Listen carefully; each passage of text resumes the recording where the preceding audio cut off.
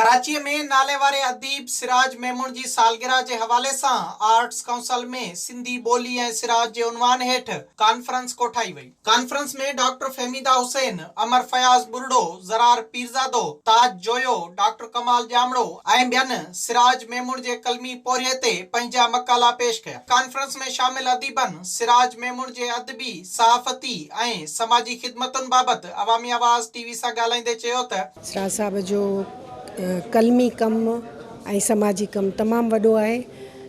सिराज साहब सिंधी अदब ऐं ॿोलीअ जे लाइ वॾियूं ख़िदमतियूं सरंजाम ॾिनियूं आहिनि।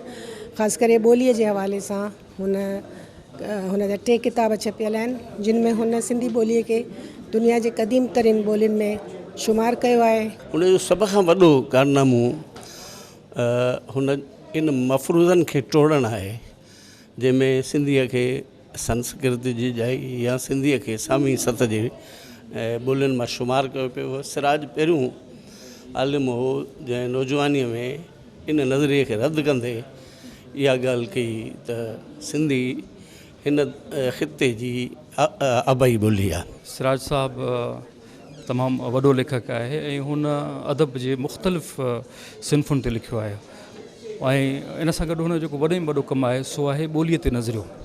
सिंधी ॿोलीअ जे बुणब्यार जे हवाले सां हुन जेको नज़रियो आहे उनखे तमामु घणी पज़िराई मिली आहे, सारायो वञे थो।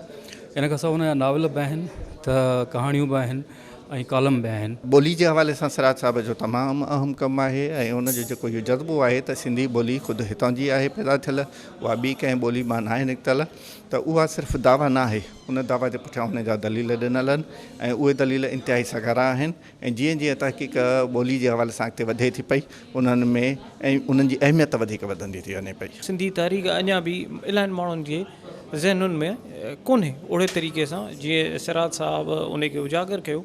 ईअं असांजी इहे जेके प्रोग्राम्स आहिनि वधि खां वधि थींदा त हर माण्हू जे दिमाग़ में सिंधी ॿोली केतिरी तारीख़ी आहे, केतिरी क़दीमी आहे, उन बारे में इल्मु थी सघंदो। कॉन्फ्रेंस में नाले वारे कलाकार अख्तर दरगाही लतीफ़ जो काफ़ियूं ॻाए ख़ूब दाद हासिल कयो।